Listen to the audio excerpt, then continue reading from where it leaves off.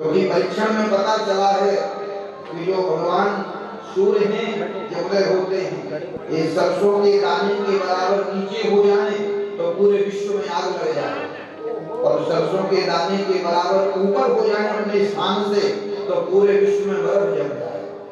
ये बैलेंस किसने बनाया है? वही तो है। ये जो ब्रह्मांड देख रहे हो ऐसे करोड़ों ब्रह्मांड हैं। वेद पढ़िए, आप स्कंद पुराण पढ़िए, अनंत ब्रह्मांडों का वर्णन व्यास भगवान कर रहे हैं। जिस ब्रह्मांड में हम बैठे ये सबसे छोटा ब्रह्मांड है, इसमें 14 लोग हैं। कितने लोग हैं? 14। अतल, विकल, सुतल, तलातल, रसातल, महातल, पाताल, ये 7 लोग नीचे हैं और 7 ऊपर हैं। भू, भुआ, महान्या, नाता, सत्य, हम लोग बंद में। इसलिए देखो आज विज्ञान परीक्षण कर रहा, चंद्र लोक में जा रहे हैं, मंगल होम के उसमें जा रहे हैं, ये सब लोग हैं।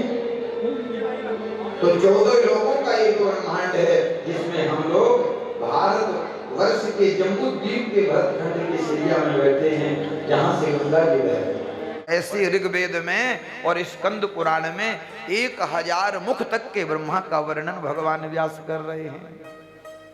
इसका मतलब अनंत ब्रह्मांड है, क्योंकि शास्त्र कह रहे हैं हम तो छोटे से ब्रह्मांड में आए और 84 लाख योनियों में जीव इन सब ब्रह्मांडों में गया है। कभी पशु बने, कभी पक्षी बने, कभी जल के जीव बने, कभी कुत्ता बने, कभी बिल्ली बने।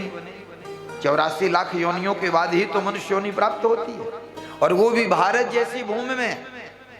नहीं भगवान इंग्लैंड में जन्म दे सकते थे, चाइना में दे देते, मेढक का खूब अचार खाते रहते, लेकिन नहीं, भारत भूमि जैसी पवित्र भूमि में भगवान ने हमें जन्म दिया है। तो भगवान सच्चिदानंद का पहला कार्य है विश्व की उत्पत्ति करना।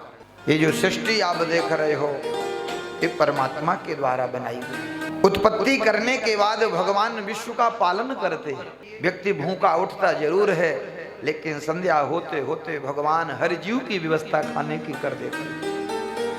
किसी भी योनि का जीव हो, हम लोग तो काम धंधे कर लेते हैं, लेकिन और जो जीव हैं ये तो काम भी नहीं करते, फिर भी भगवान इनके भोजन की देखो व्यवस्था करते। तो कहने का मतलब कि उत्पत्ति भी की और उसका पालन भी कर रहे हैं समय पर, और अंत में उसी विश्व का भगवान संहार कर देते। 3 प्रकृति के गुण हैं, रजोगुण, तमोगुण और सतोगुण।